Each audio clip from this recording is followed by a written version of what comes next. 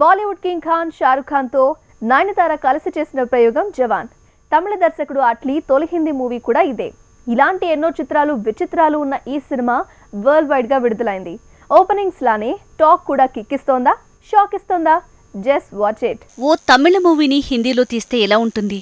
అచ్చంగా అలానే హీరో మినహాయిస్తే విలన్ గా విజయ్ సేతుపతి, హీరోయిన్స్ గా నయనతార, ప్రియమణి, కమెడియన్ గా యోగి బాబు, ఇలా తమిళ బ్యాచ్ అంతా కలిసి చేసిన ప్రయోగం జవాన్. దర్శకుడు ఆట్లీ, సంగీత దర్శకుడు అనిరుద్ధ్, ఇలా అంతా తమిళమయమే. ఓ జైలర్ మహిళా సాధికారత కోసం ఏం చేశాడు? ఎందుకు ట్రైన్ ని హైజాక్ చేశాడు? ఆ హైజాకర్ జైలరే అని తెలుసుకున్న ఆఫీసర్ అయిన హీరోయిన్ ఏం చేసింది? జవాన్ గా పనిచేసిన మరో షారూఖ్ కి, జైలర్ గా పనిచేసే షారూఖ్ కి మధ్య ఉన్న సంబంధం ఏంటి? ఇలాంటి ప్రశ్నలకు సమాధానమే జవాన్ మూవీ కథ.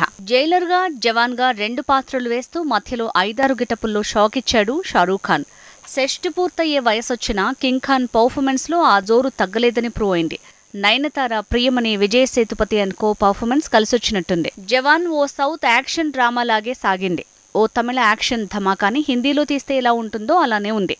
Shah Rukh comedy timing, emotional performance, songs, heroism, ఇలా అన్నీ ఎలివేట్ అవుతూ మాస్ మతిపోగొట్టేలా సాగింది జవాన్ నరేషన్. ఆ విషయంలో ఆట్లీ బాగానే మార్కులు కొట్టేశాడు. జవాన్ పాటలు తూటాల్లా దూసుకుపోతే యాక్షన్ డ్రామా మాస్ మతిపోగొడుతోంది. లాజిక్స్ కి దూరంగా కొన్ని సీన్లు ఓవర్ ద టాప్ అనిపించినా ఓవరాల్ గా మాత్రం జవాన్ కి పాజిటివ్ టాకే పెరిగింది. బాక్సాఫీస్ లో పూనకాలే అనుకోవాల్సి వస్తోంది.